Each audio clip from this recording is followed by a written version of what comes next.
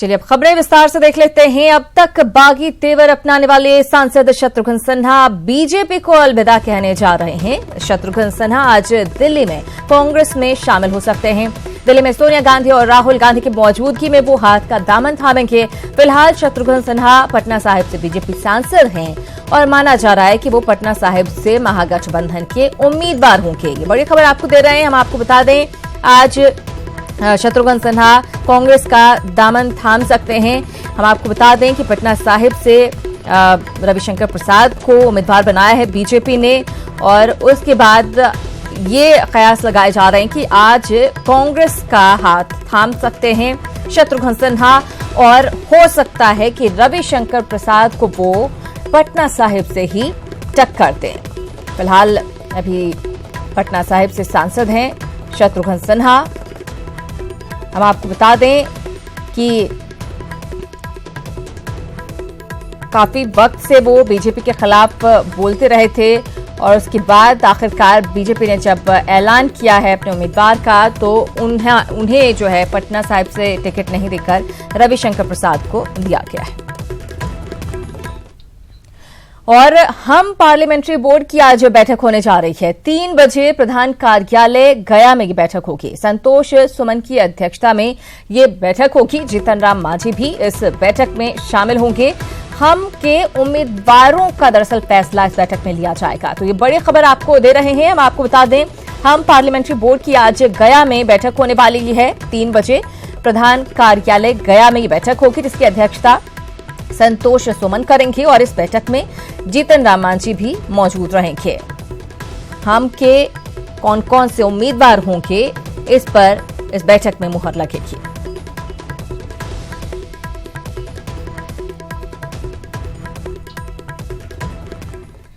इधर एनडीए ने 39 सीटों के लिए उम्मीदवारों के नाम का ऐलान कर दिया है। गिरिराज सिंह को छोड़कर सभी केंद्रीय मंत्री पुरानी सीट से चुनावी मैदान में हैं। बीजेपी ने पटना साहिब से शत्रुघ्न सिन्हा की जगह रविशंकर प्रसाद को मैदान में उतारा है, तो दरभंगा में कीर्ति आजाद की जगह गोपाल जी ठाकुर उम्मीदवार बनाए गए हैं। पार्टी के राष्ट्रीय प्रवक्ता शाहनवाज हुसैन को भी टिकट नहीं मिला है। प्रत्याशियों के चुनाव में सामाजिक समीकरण का भी पूरा ख्याल रखा गया है।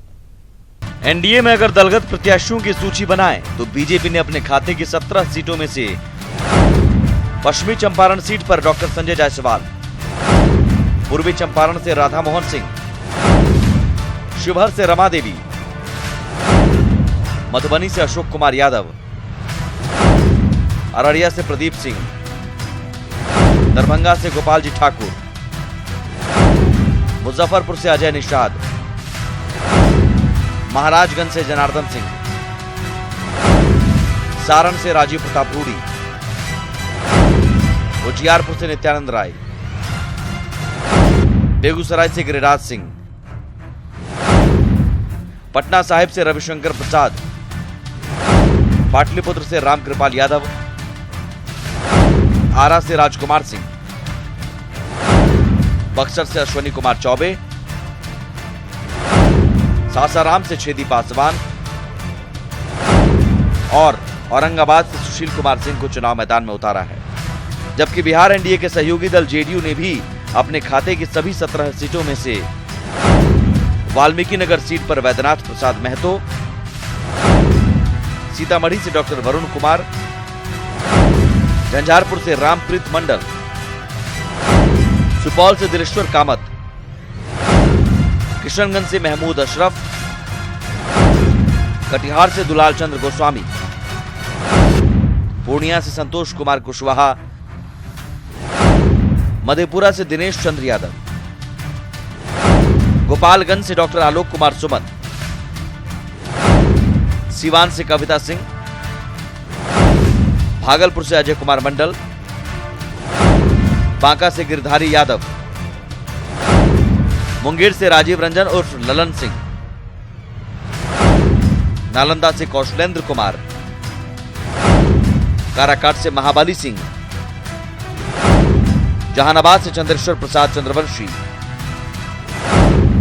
और गया से विजय कुमार मांझी पर दांव लगाया है।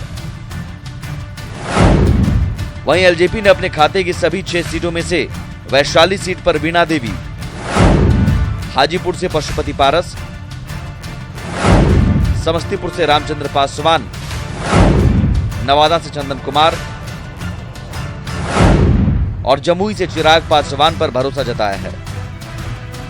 इसके अलावा खगड़िया सीट भी एलजेपी के ही खाते में आई है, जिस पर प्रत्याशी का नाम फाइनल नहीं हो पाया है। एनडीए के प्रेस कॉन्फ्रेंस में बताया गया कि एलजेपी 1-2 दिनों के भीतर खगड़िया सीट पर भी प्रत्याशी के नाम का ऐलान कर देगी। पटना से ब्रिजम पांडे और आनंद अमृतराज के साथ सहयोगी नीलकमल, न्यूज़ 18।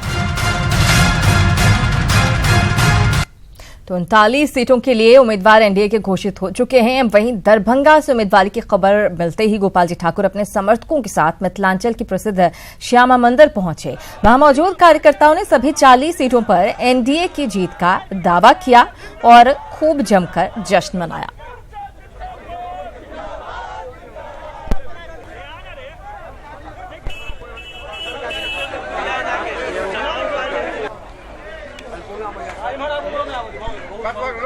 मैं नेता के रूप में हूँ नहीं, मैं मिथिला के बेटा के रूप में, दरभंगा के बेटा के रूप में लोगों के बीच में 24 घंटा समर्पण भाव से काम करता हूँ। और राहुल गांधी और नरेंद्र मोदी हमरे मिथिला में कहवी है, कहाँ राजा भोज आ कहाँ सो। व्यक्ति जो पंचायत अध्यक्ष से लेकर जिला अध्यक्ष रहा और वर्तमान में प्रदेश उपाध्यक्ष हैं, उनको टिकट मिलती है। आम कार्यकर्ताओं में एक उत्साह है कि यदि हम भी काम करें, हमको भी आगे बढ़ने का मौका मिलेगा। ये सिर्फ भारतीय जनता पार्टी में है। भारतीय जनता पार्टी में कोई क्षेत्रवाद, वंशवाद या ऊपर से लाकर के थोपा हुआ कोई व्यक्ति यहाँ पर आके सांसद बनेगा, ऐसा नहीं। अपना कार्यकर्ता सांसद बनेगा। उधर महागठबंधन में सीट को लेकर घमासान मचा हुआ है। सीतामढ़ी सीट से टिकट के लिए सीताराम यादव के समर्थकों ने राबड़ी देवी के आवास के बाहर धरना दिया। इसी दौरान जब पार्टी के बड़े नेता अब्दुल बारी सिद्दीकी राबड़ी आवास पहुंचे तो उन्होंने धरना पर बैठे समर्थकों को फटकार लगाई। सिद्दीकी ने लोगों को समझाया कि टिकट लेने का ये तरीका जायज नहीं है। बावजूद इसके धरने पर बैठे समर्थक सीताराम यादव के लिए टिकट मांगते रहे। इस दौरान उजियारपुर और गोपालगंज के भी समर्थक अपने नेता के लिए राबड़ी आवास पर कैंप किए हुए हैं। दरअसल सीतामढ़ी से सीताराम यादव आरजेडी के टिकट पर 2 बार सांसद चुने जा चुके हैं, लेकिन पिछली बार मोदी लहर में वो हार गए थे। इस बार सीतामढ़ी सीट शरद गुट के अर्जुन राय को मिलने की संभावना है। इसी को लेकर सीताराम यादव के समर्थकों में गुस्सा है। धरना दीजिएगा ना तो 7 जनवरी में धरना देने पर टिकट मिलता है क्या समझ लिया? पार्टी विचार करेगी किसको देना है किसको नहीं देना है। ये कौन तरीका सीख लिया? हम लोग ये चाहते हैं कि हमारा सीतामढ़ी संसदीय क्षेत्र महागठबंधन के सीट के बंटवारे में राष्ट्रीय जनता दल का हो गया है, लेकिन सीताराम यादव जो जिला के पुराने नेता हैं, कई बार सांसद, लग रहा है कि उनको टिकट नहीं मिलेगा, किसी और को मिल जाएगा। नहीं, ऐसा लग नहीं रहा। उनके नाम की घोषणा अब तक क्यों नहीं की जा रही है? सीतामढ़ी जिला से मैं आया हूँ और अविलंब जल्द से जल्द सीतामढ़ी में सीताराम यादव का नाम राजद के क्या चाहते हैं आप लोग? सीताराम यादव को टिकट मिलना चाहिए। हमारे उम्मीदवार, हमारे पार्टी के जो कर्मठ उम्मीदवार हैं, जिन्होंने पार्टी के लिए सब कुछ सींचा है और बरसों से वहाँ मेहनत किया है, जो हमारे पार्टी के एक कार्यकर्ताओं की आवाज है, उनको हर हाल में वहाँ से मौका मिलना चाहिए। उधर पूर्णिया में कांग्रेस अध्यक्ष राहुल गांधी की सभा के बाद कार्यकर्ता बेहद उत्साहित हैं। कांग्रेस नेता और पूर्व केंद्रीय मंत्री तारिक अनवर ने कहा कि राहुल की सभा से सीमांचल के कार्यकर्ताओं में जोश भर गया है। साथ ही उन्होंने कहा कि सीमांचल के साथ साथ बिहार के अधिकांश सीटों पर महागठबंधन की जीत होगी। साथ ही इस बार केंद्र में भी महागठबंधन की ही सरकार बनेगी। सीमांचल में पहले भी जब 2014 में पूरे देश में मोदी जी की लहर चल रही थी तो सीमांचल ने उस लहर को रोक दिया था और इस बार भी वही परिणाम होने वाला है। और राहुल जी के आने से कार्यकर्ताओं में, महागठबंधन के तमाम साथियों में काफ़ी उत्साह का बढ़ा है और हम समझते हैं कि आने वाला चुनाव महागठबंधन के पक्ष में होगा।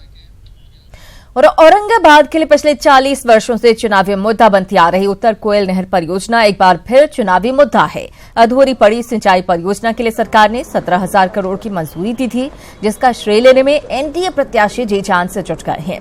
जनसंपर्क अभियान के दौरान बीजेपी प्रत्याशी सुशील कुमार सिंह इसे अपने कार्यकाल की सबसे बड़ी उपलब्धि बता रहे हैं, जबकि कांग्रेस इसे खारिज कर रही है।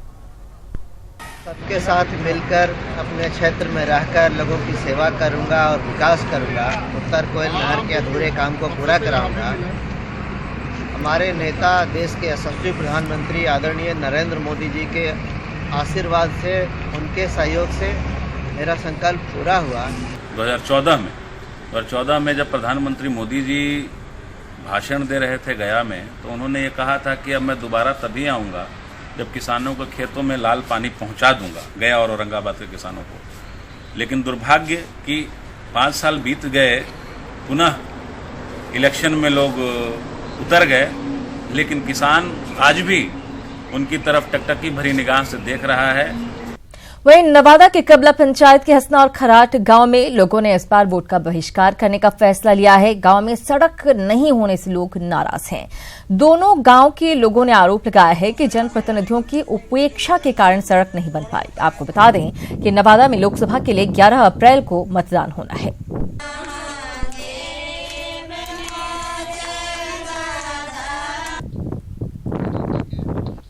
और शनिवार की रात राबड़ी देवी की तबीयत अचानक बिगड़ गई। राबड़ी देवी को चेस्ट पेन की शिकायत थी। इलाज के लिए फोर्ड हॉस्पिटल की टीम राबड़ी आवास पहुंची और जांच की। उनकी जांच के बाद डॉक्टरों ने बताया कि वो पूरी तरह से स्वस्थ हैं। इधर राबड़ी देवी की तबीयत खराब होने की खबर जैसे ही फैली, आरजेडी के कई नेता 10 सर्कुलर रोड पहुंच गए और राबड़ी देवी का हालचाल जाना। नहीं, वैसा विशेष परिस्थिति नहीं था। अच्छा, वो बुलाए मैडम चेस्ट पेन हो रहा था, इसलिए अभी चेस्ट पेन कर रहा था। नहीं, वैसा माइनर था, कुछ समझ। ठीक है, हम तो टीवी देख करके आए भाई कि मैडम का स्वास्थ्य कैसा है ये देखने के लिए, बस इसी के लिए। क्या तकलीफ थी, कुछ बताई मैडम? नहीं, हमारी भेंट नहीं हुई उनसे, रेस्ट में है। क्या हुई, तबीयत कैसी है? ठीक है, अभी नॉर्मल है। खबरों में आगे बढ़ेंगे। गर्मी की शुरुआत होते ही अगलगी की घटनाओं में इजाफा हो गया है। बावजूद इसके फायर स्टेशनों पर कोई विशेष ध्यान नहीं दिया जा रहा है। ऐसे में फायर स्टेशन पर तैनात फायरकर्मी सीमित संसाधनों में ही आग से लड़ने को मजबूर हैं। पटना सिटी के बेलवरगंज स्थित सिटी फायर स्टेशन में दमकल की 3 बड़ी और 1 छोटी गाड़ी मौजूद है। विभिन्न थानों में कुल 7 छोटी गाड़ियों को तैनात किया गया है, जिनमें 3 गाड़ियां खराब पड़ी हुई हैं। स्टेशन परिसर में हाइड्रोलिक प्लेटफॉर्म गाड़ी भी खराब है। बेलवरगंज इलाके का बोरिंग जलापूर्ति पंप भी जर्जर हालत में है, जिससे आए दिन पानी की समस्या बनी रहती है। समस्या थोड़ी आ रही है, या हमारे यहाँ नगर निगम का बोरिंग है और हमको बोरिंग से पानी प्राप्त नहीं हो रहा, पानी के लिए कठिनाई हो रही है। अपना भी बोरिंग था, वो धंस गया, जो सरकार में दिया गया, विभाग में दिया गया, इस पर अभी कार्रवाई पूर्ण रूप से नहीं हुआ है, जो पानी की समस्या आ सकती है।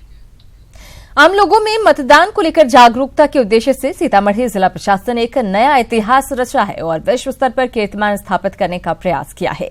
जिले में अब तक का सबसे बड़ा चुनाव आयोग लोगों ने बनाया गया है। ये लोगो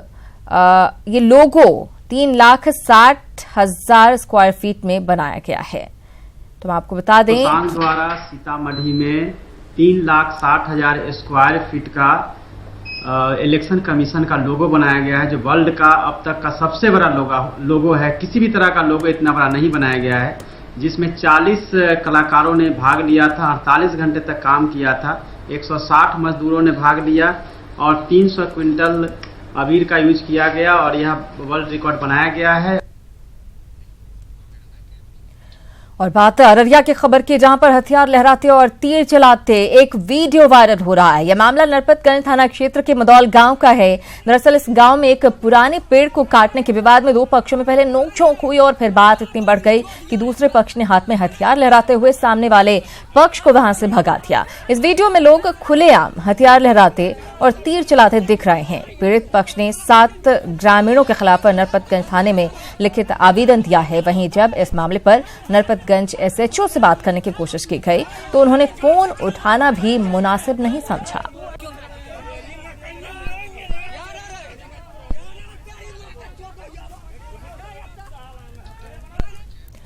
उधर हाजीपुर में बेखौफ अपराधियों ने पटना के सोना कारोबारी अजय वर्मा को गोली मार दी। घटना नगर थाना के जढ़ुआ चेक पोस्ट के पास की है। अजय वर्मा अपने बाइक से दिगवारा के आमी से पटना लौट रहे थे। इसी दौरान बाइक सवार 3 अपराधियों ने उन्हें गोली मार दी, जिसके बाद अजय को इलाज के लिए पीएमसीएच भेजा गया है। और पटना सिटी की अगमकुआं थाना पुलिस ने वाहन चेकिंग के दौरान नंदलाल छपरा इलाके से कुख्यात अपराधी विकी पांडे उर्फ संजय पांडे और छोटू उर्फ प्रिंस को गिरफ्तार किया है। पुलिस ने इन दोनों अपराधियों के पास से एक देसी कट्टा के अलावा 3 जिंदा कारतूस भी बरामद किए हैं। गिरफ्तार दोनों अपराधी काफी पेशेवर अपराधी हैं जो हत्या, लूट, डकैती समेत कई आपराधिक घटनाओं को अब तक अंजाम दे चुके हैं। और बिहार में क्रिकेट में सिर्फ आरोपों का दौर चल रहा है, जिससे बिहार क्रिकेट का नुकसान हो रहा है। कुछ दिन पहले क्रिकेट एसोसिएशन ऑफ बिहार के सचिव आदित्य वर्मा ने बिहार क्रिकेट एसोसिएशन पर गंभीर आरोप लगाए थे और थाने में एफआईआर तक दर्ज कराई थी। आज बिहार क्रिकेट एसोसिएशन के पदाधिकारी सामने आए और तमाम आरोपों को बेबुनियाद बताया। वहीं बिहार क्रिकेट एसोसिएशन ने भी आदित्य वर्मा पर कई आरोप लगाए हैं। वहीं संजीव मिश्रा ने यह भी बताया कि आदित्य वर्मा अपने निजी स्वार्थ के लिए बिहार क्रिकेट को बदनाम कर रहे हैं।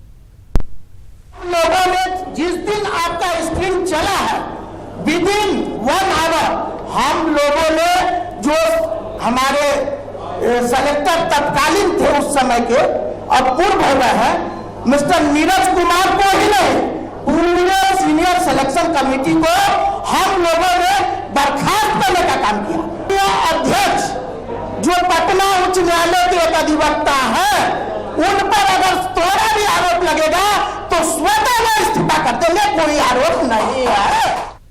और जैसा कि आप जानते हैं, डीटीएच या केबल नेटवर्क पर अपने पसंदीदा चैनल चुनने की आखिरी तारीख करीब आ रही है, जो कि 31 मार्च है। इसलिए हम आपको एक बार फिर से याद दिला रहे हैं कि आप अपना सबसे प्रिय चैनल यानी न्यूज 18 सिर्फ 10 पैसे में पूरे महीने देख सकते हैं। तो आज ही अपने डीटीएच या केबल ऑपरेटर से संपर्क करें या फिर ऑनलाइन सब्सक्राइब करें। फिलहाल इस बुलेटिन में इतना ही, लेकिन बिहार की बाकी खबरों को विस्तार से जानने के लिए आप लॉग इन कर सकते हैं हमारी वेबसाइट news18bihar.com पर। यहाँ पर एक ब्रेक के लिए, ब्रेक के बाद भी खबरों का सिलसिला जारी है।